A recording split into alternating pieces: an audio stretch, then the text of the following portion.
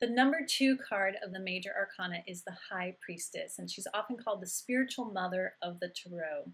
So the number 2 represents the concept of relationship between two things, relationships in general.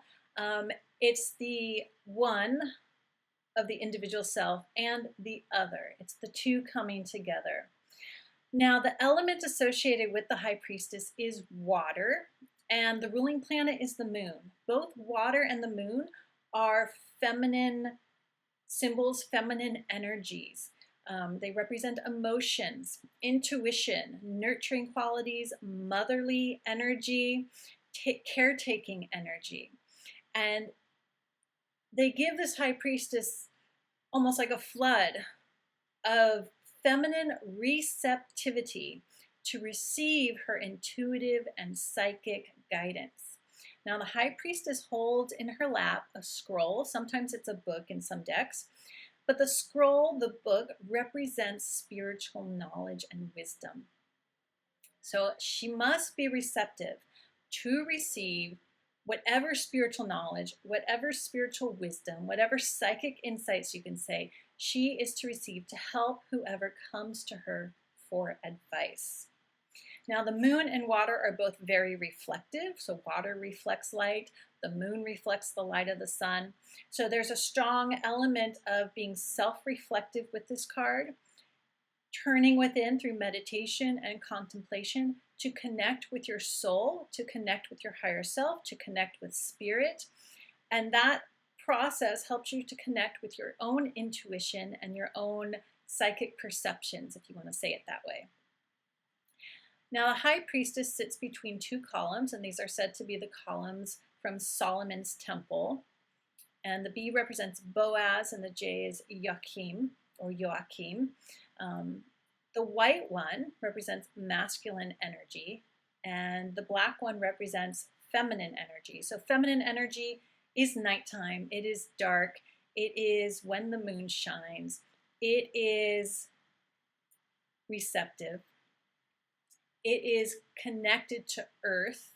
So black earth is really healthy earth because it springs forth new life. It nurtures the plants, it nurtures the growth of food for everything on the planet. And the white is the light. It's out there, it's taking action, it's visible, doing things out in the world. And the High Priestess sits between these two columns. She sits comfortably between the feminine and masculine energies. She continually works on finding that balance with her inner and masculine energies so that she can be in balance, she can be whole, she can be in a state of health and being healed, so she can be that divine receptive conduit to impart that knowledge and wisdom to others. Let's see, in my PDF, I wrote the High Priestess's power lies in what is behind the veil. She sits behind this veil, the veil with pomegranates on it. And again, pomegranates are the fruit of the gods, so connection to the divine. In the knowledge and wisdom of what is hidden, secret, occult, and mysterious. That's all that is behind the veil. And you can see this actual veil as representing, being symbolic of the veil that we speak of, the veil that we think separates the spirit realm from the earthly realm. When in reality, the spirit realm is everywhere that the earthly realm is. The veil is in itself an illusion. So I wrote the High Priestess is contemplative, reflective, receptive, and psychic. So she knows that the relationship between the spirit realm and the physical realm is continuously intermingling. And that too is symbolic of her being between the two columns, between being between the earthly realm, the black earth, and the white light of spirit. She has the balance between the two. She can connect between the two because she's that receptive vessel to impart that knowledge and wisdom. And she's contemplative. She self-reflects. She works on herself at the same time so she can be this receptive vessel so she can be the spiritual mother for whomever comes to her for advice. Now on her crown, you see the full moon here, full moon, full illumination on her crown, over her crown chakra, her third eye.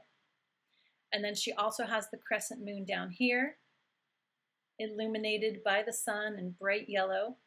And her robe even looks like flowing water, which is quite beautiful. And of course, there's water here in the background. Now on her vestment here, there is a cross symbol, and the cross represents the four corners of the earth, north, south, east, and west, the four directions. And that helps her stay grounded because she is so much of this feminine, intuitive, psychic, receptive energy. She needs to also be grounded in this physical world so she can take action and be there. So being there, giving the advice, being active as the spiritual mother is the masculine quality. And all the intuitive, psychic receptivity is her feminine quality. She's combining the two.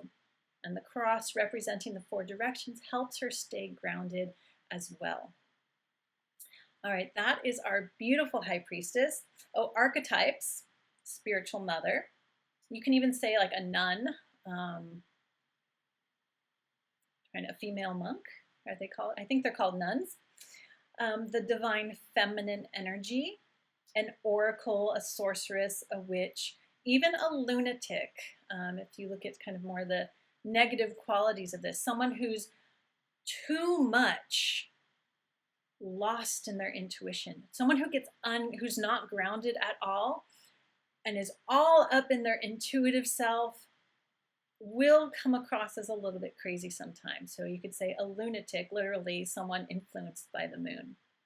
So those are just some of the archetypes associated with the high priestess. All right, and next we have the Empress.